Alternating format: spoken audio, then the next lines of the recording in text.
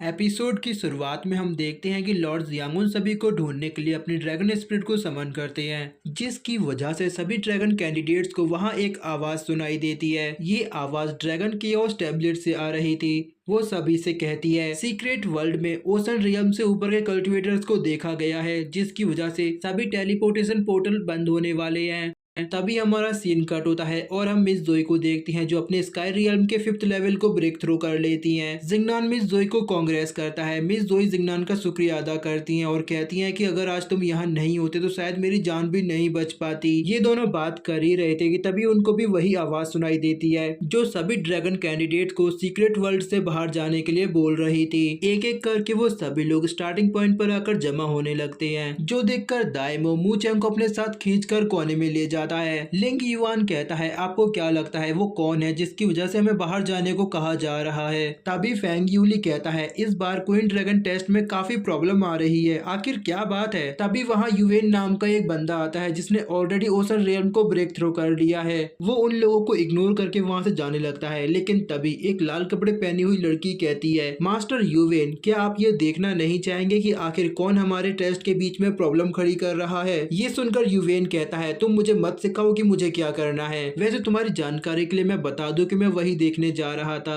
कि वो कौन है जो हमारे टेस्ट को रोकने की कोशिश कर रहा है। इतना कहते ही यूवेन वहां से उड़ जाता है। तभी लीफेंग सैंग्यू को वहां से उड़ता हुआ देखता है और वो उसे कहता है कि जरा आप मेरे पास आइए, मुझे आपसे कोई जरूरी बात करनी है। सैंग्यू ने एक आदमी का हाथ पकड़ा हुआ था, जिसको देखकर फेंग्यू का रिएक्शन कुछ अजीब होता है। वो कहता है मास्टर सैंग्यू, आपने इस तरह के शौक कब से पालना शुरू कर दिया। फेंग्यू की ये बात सुनकर सैंग्यू हाथ छोड़ देता है और कहता है तुम जैसा समझ रहे हो ऐसा कुछ भी नहीं है। इसके बाद लिंग्यू सभी से कहता है मेरे पास एक बहुत ही अच्छा प्लान है। जिंगनान ने शुरुआत से ही हमारी नाक में दम कर रखा है, उसने हमसे हमारी सारी अपॉर्चुनिटी भी छीन ली। मैं चाहता हूँ कि हम सभी साथ मिलकर उसे सबक सिखाएं ताकि वो आगे से किसी के रास्ते में ना आए। उसकी ये बात सुनकर बाइकुई कहता है कि पहले मुझे बताओ कि इसमें हमारा क्या बेनिफिट होगा, क्योंकि मैं बिना किसी प्रॉफिट के कोई काम नहीं करता। बाइकुई की ये बात सुनकर लिंग्यू कहता है मेरे पास आपके लिए एक खास ट्रेजर है। वो बाइकुई को अपना एक आर्टिफैक्ट देता है और उसे बताता है कि ये हमारे सेक्ट के खास ट्रेजर्स में से एक है। ये आर्टिफैक्ट हमारे आसपास मौजूद लोगों के टैलेंट को जानने में मदद करता है। बाइकुई उसे अपने पास रख लेता है। इसके बाद लिंग्यू सभी से कहता है मैं आप सभी के लिए एक एक ट्रेजर देने को तैयार हूँ, लेकिन उससे पहले आप सभी को जिंगनान को मारने में मेरी मदद करनी होगी। फेंग्यू कहता है मुझे भी जिंगनान से बदला लेना है। लिंग्यू कहता है आज हम सभी लोग मिलकर जिंगनान को मार डालेंगे।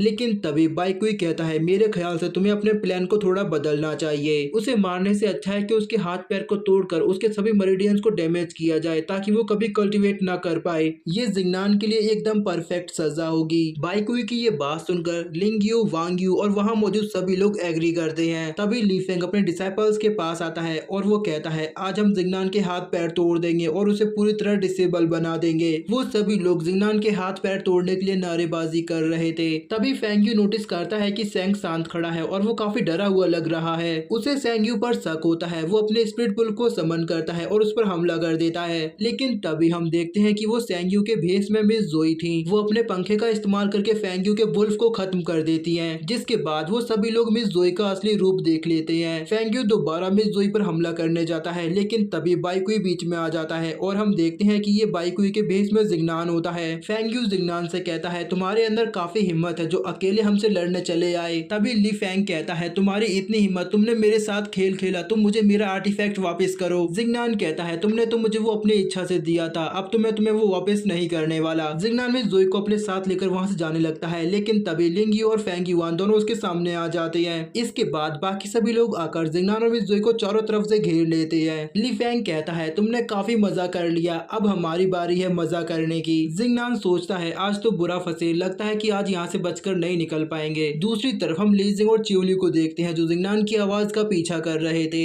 इधर वो सभी लोग जिंगनान और मिस जोई पर हमला करने ही वाले थे कि तभी वहाँ पर एक आवाज आती है टेलीपोर्टेशन पोर्टल बंद होने वाला है, जो लोग अभी यहाँ से बाहर नहीं निकलेंगे वो हमेशा के लिए कैद हो जाएंगे। अब ये सुनते ही वहाँ मौजूद आधे से भी ज्यादा लोग भाग जाते हैं, जो देखकर जिंगनान हंसते हुए लीफेंग से कहता है तुम्हारे साथी कितने डरपोक हैं। जिंगनान को हंसता देखकर लीफेंग को दोबारा और ज्यादा गुस्सा आता है। वो कहता है कि मुझे तुम्हें मारने के लिए किसी की जरूरत नहीं है, मैंने पिछले 10 सालों में जितना भी कल्टीवेशन किया है आज मैं तुम्हें मारने में मैं वो सब लगा दूंगा, भले ही इसमें मेरी जान ही क्यों ना चली जाए। उसकी ये बात सुनकर जिंगनान कहता है, क्या बात है, मुझे मारने के लिए तुम अपनी जान देना चाहते हो, तुमने तो मुझे खुश कर दिया। तभी वांग यू कहता है, जिंगनान को नहीं पता आज यंग मास्टर काफी ज्यादा गुस्से में है, लगता नहीं कि आज जिंगनान जिंदा बच पाएगा। वांग यू लिंग से कहता है कि हमें यहाँ से चलना चाहिए। तभी हम ली फैंग को देखते हैं जो 7 स्टार अरे फॉर्मेशन का इस्तेमाल करता है। जिन्होंने फर्स्ट इमोर्टल देखा है उन्हें पता होगा 7 स्टार अरे फॉर्मेशन एक डिवाइन पावर है जिससे कोई डीमन नहीं बच सकता। अब क्योंकि जिंगनान डेमोनिक पावर्स को होल्ड करता है तो उसे 7 स्टार अरे फॉर्मेशन से काफी बड़ा खतरा है। अरे फॉर्मेशन जिंगनान की तरफ बढ़ रही थी, इतने में ही वहाँ लीजिंग की स्वॉर्ड आती है जो 7 स्टार अरे फॉर्मेशन को आगे बढ़ने से रोक देती है। अब क्योंकि लीजिंग एक यिन यान कल्टिवेटर है तो उसके पास सारी डिवाइन पावर्स हैं, इसकी वजह से वो 7 स्टार अरे फॉर्मेशन को कंट्रोल कर सकता है। लीजिंग अपनी सारी पावर का इस्तेमाल करके 7 स्टार अरे फॉर्मेशन को तोड़ देता है। ये देखकर वो सभी लोग काफी हैरान होते हैं। तभी जिंगनान लीजिंग के पास आता है और कहता है, बड़े भाई तुम बिल्कुल सही वक्त पर आए हो। लीजिंग च्यूली को देखता है और कहता है, ये लड़की यहाँ क्या कर रही है? तो च्यूली जिंगनान से कहती है, मैं ही तुम्हारे भाई को यहाँ पर लेकर आई हूँ। इसके बाद हम देखते हैं कि इधर जिंगनान की तरफ से भी 4 लोग हो चुके हैं और ली फैंग की टीम में भी 4 लोग हैं। वो चारों लोग एक दूसरे को गुस्से में देखते हैं और हमारा ये एपिसोड यहीं पर खत्म हो जाता है। दोस्तों मैं अगले 1 घंटे में आपके लिए एक नई सीरीज डालने वाला हूँ जो सिमिलर है एकदम स्वैलो स्टार की तरह। मुझे उम्मीद है कि आपको वो पसंद आएगी, इसीलिए मैंने उसकी लिंक कमेंट बॉक्स में पिन कर दी है, जाकर उसे देख लेना। तो मिलता हूँ मैं आपसे इसके अगले पार्ट में, तब तक के लिए बाय बाय।